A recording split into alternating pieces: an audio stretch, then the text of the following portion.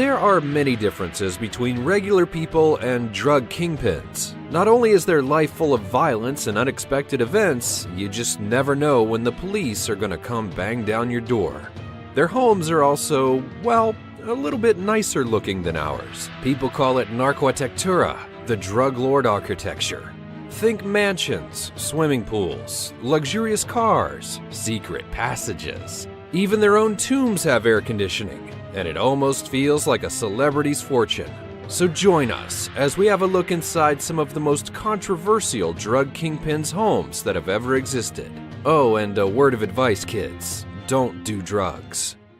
Joaquin Guzman. Joaquin Guzman, also known as El Chapo, is among one of the most known drug kingpins, and the public has been trying to have a peek into his home for many, many years. It finally happened after his last arrest in 2016. But why did it take so long? Well, Guzman escaped from a high-profile prison twice, and if you're not familiar with the story, he was the leader of the powerful criminal organization known as the Sinaloa Cartel. And many call him one of the biggest drug lords of our time. He was also named as one of the richest people on Earth. His net worth are in the estimates of around $1 billion. Now, his house is quite unique, ordinary looking on the outside, but features a dressing room with a mirror, which leads to a secret doorway, leading to a tunnel down to the city's drainage system. This is where he managed to hide before he was recaptured. And that's not all. After the police raided his home, photos from the inside of the mansion were posted online, and it might surprise you just how much stuff Guzman actually owned. The police found a hot tub located in a man-made cafe in the tunnels. El Chapo also had plenty of stolen art in his possession, as well as exotic animals in his zoo. Just imagine what it would be like if you owned a Black Panther. He also had a bunch of weaponry and plenty of cash like any good drug lord would. And it was spread out everywhere. It must be a real struggle when you have so much money that you're not really sure what to do with it, so you just pile it up all over the place. Although he had paid off local officials and military commanders, the neighbors ended up ratting him out, and his mansion was raided on January 8th of 2016. Which leaves you to ask yourself, how well do you really know your neighbors? Rakesh Iote Saran.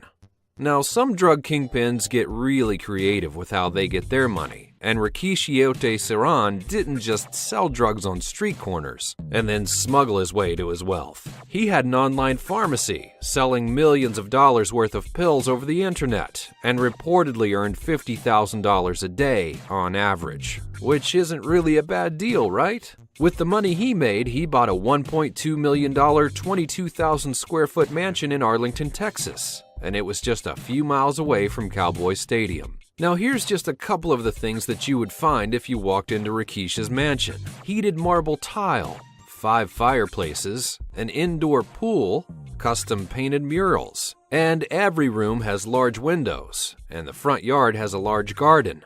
The mansion itself has 7 bedrooms, 4.5 bathrooms, a home theater, a sauna, a dance studio, and a private library. Not too shabby for a drug kingpin. Since his 2005 arrest, though, his home has been auctioned off with a value of $3.7 million. Paul Yearsley. Now, if these facts didn't make you want to become a drug kingpin yet, the next one surely will. So, what happens when you have amazing designer skills and mountains of cash to spend? Well, let me tell you what happens. People, well, they begin questioning where you acquired all of your cash. And that's what happened to Paul Yearsley, our next drug kingpin. Looking fairy tale-like from the outside, this $9.5 million home based in Manchester, UK, featured a ginormous swimming pool, handcrafted marble tile work, bathrooms with a sauna, a private bar, and a luxurious home theater. In 2009, Yearsley's mansion was even featured in a magazine, and it made Britain's crime agency wonder, how in the world did a man like him manage to get so much money? The guy was a neighbor to soccer stars, and he claimed that he got the money from selling homes to footballers, and that he was a property tycoon. But there's more to his money, as it turns out. Yearsley was a drug lord, and he even admitted to supplying 330,000 British pounds worth of weed. Now that's a whole lot of weed. and his home is on sale for half the amount that he bought it for, due to the ongoing maintenance that's required.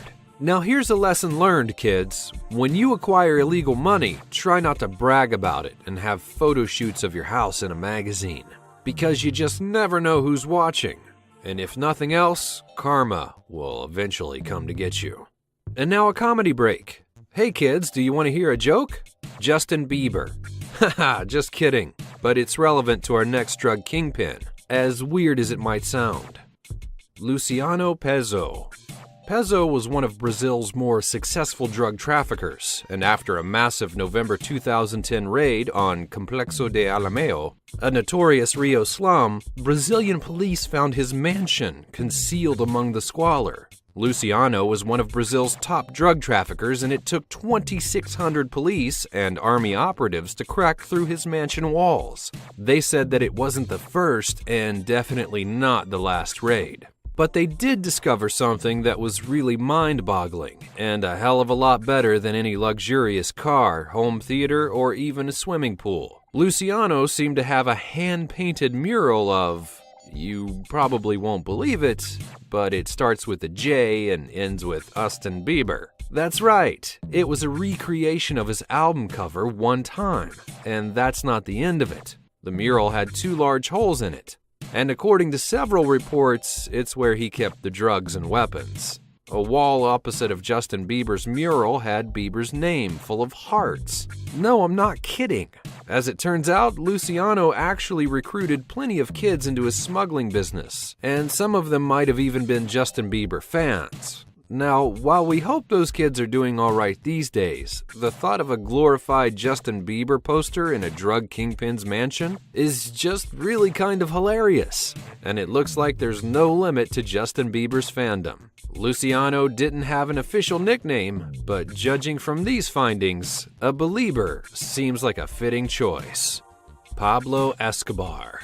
And then of course there's Colombian drug lord Pablo Escobar, possibly one of the most well-known drug lords on the planet. His ambition and ruthlessness made him one of the wealthiest, most powerful, and most violent criminals of all time. He was equally admired, just as much as he was feared, and you certainly did not want to get on Escobar's bad side. The man who's behind the famous quote about disloyal friendships is also the man behind the cocaine trade in Colombia. Escobar made money, and he made people kill for money. He controlled over 80% of the cocaine trade to the United States, and that meant a large sum of money, a lot of which went straight into his home. The man dreamt of wealth since his younger days and wanted to become president of Colombia. But that life took on a slightly different path when he began stealing cars and later joined the Colombia smuggling business, earning as much as $420 million in a week. Named as one of the 10 richest people on Earth by Forbes magazine, Escobar was swimming in money, just like Uncle Scrooge, and he didn't hold back in spending it. His house was known as the Hacienda Nápoles, located in Miami, and it even included a zoo full of exotic animals. It's without a doubt one of the most famous drug lord houses, and you can find a lot of photos showing the property after the police had raided it. Escobar also owned several luxury cars, and his estate even had a bull ring along with a kart racing track. Although we can't really imagine Escobar jumping into a go-kart.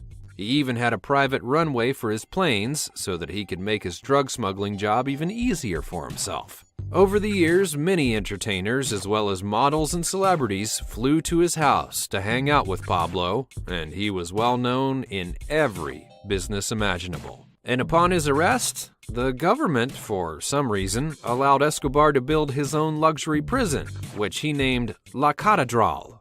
His employees were his guards, and the prison had a casino, a spa, and a nightclub. So it seems as though this drug kingpin did really well for himself. After his arrest, the estate was so hard to maintain that the government donated the zoo to the Colombian and international zoos after his death. Now, just to give you an idea, the entire estate was 9 times the size of New York Central Park, and there's probably a lot of still undiscovered hiding places. Escobar's former home was also once a theme park, which attracted about 50,000 visitors a year. and in 2016 they began tearing it down, discovering a secret metal safe underneath the concrete, weighing about 700 pounds. The safe is now in the hands of property owners, and we're sure that Escobar had many, many more secrets inside of his mansion, so it's just a matter of time before they're discovered. And now for an honorary mention.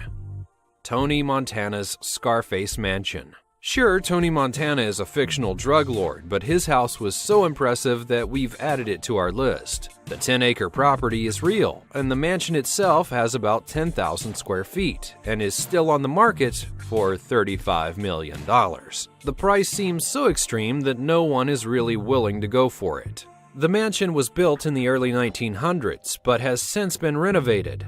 The front yard features fountains and plenty of Persian-style architecture, while the rest of his bedroom property has more of a modern decor, with mixed Roman and Middle Eastern influences. The rear of the house is just as fabulous as shown in the Scarface wedding scene. It's a paradise to live in, and not just for drug lords. And certainly some drug lords just weren't lucky enough to own a home, although we're sure that they'd look fabulous. Perhaps those like the famous Queen of Cocaine, Griselda Blanco, Daniel Barrara, who burned his own fingerprints to become untrackable, or George Jacob Jung, also known as El Americano. And the list of drug kingpins just goes on and on and on. And although the secrets of their living conditions have not yet made their way to social media, we're sure that the police have seen plenty of mysterious things during their raids.